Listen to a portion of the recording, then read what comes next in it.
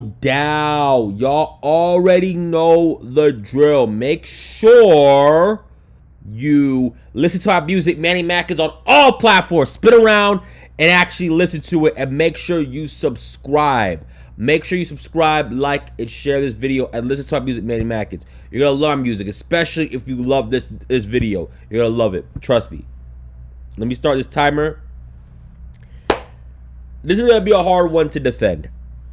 Mainly because horrorcore rap in general is pretty much mostly dead now. And also, it's Necro. A lot of people are afraid to cover Necro, but I'm not afraid to cover legends. Necro, hands down, is a legend. His talent overrides a lot of the BS, in my opinion, that he does and says. I know he went through a whole thing where he said the N-word and people kept telling him to stop, but he kept saying the N-word, mainly because he comes from Brooklyn and he grew up saying it. So he's not truly a racist. If he was, I wouldn't review it, his music. Also because he supports Israel, but granted, his father is in the IDF, or was in the IDF. So he's outspoken about that. The good thing about Necro is you don't have to know his political views or agree with his political views in order to listen to his music. So I already just dive into that, sway that away. But let's review I Need Drugs. First off, the album is very well produced all throughout. My favorite songs, Cockroaches, because he actually talks about the actual cockroaches and how he grew up with them, how they affect the city, how they look at the city. I thought it was very creative. He has one line where he says he accidentally ate them because they were in his cereal. Disgusting, but that's actually a common thing, especially if you live in the hood. I really like that. I really liked Ho Blow because that song is very catchy. It's so good, and my dick is ready. Ho Blow. That was hard. I really like the way he writes the choruses on these songs. The Most Logistic was a great opener, but the best song on here, honestly, is the album title track. I Need Drugs. He remixes LL Cool J's I Need Love, and when he writes I Need Drugs, it's actually really well written, and I feel like a lot of people don't recognize how well written it actually is.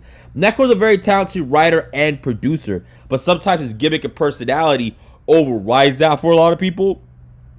But underneath all that, I Need Drugs is very well written. I mean, some people can say the way he's delivering it is adding too much humor to a drug addict story, but I really think he adds a lot of details to the absurdity of a drug addict's mind, and that's why it comes across kind of funny. Sort of like what I did on my song Mr. Smooth.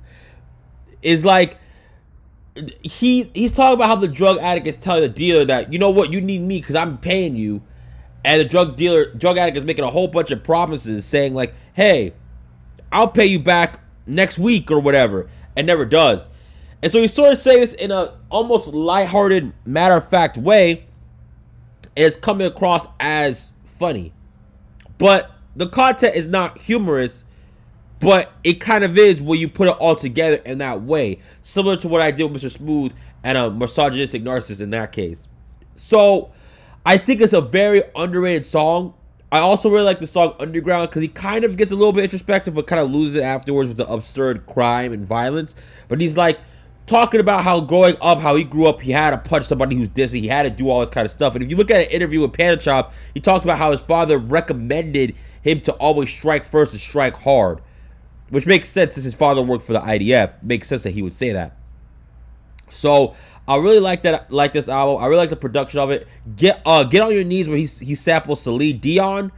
I thought that was actually really cool too, even though it was sort of disgusting how he's referencing all these porn stars in it, and he says Celine Dion, tell me what you do for me.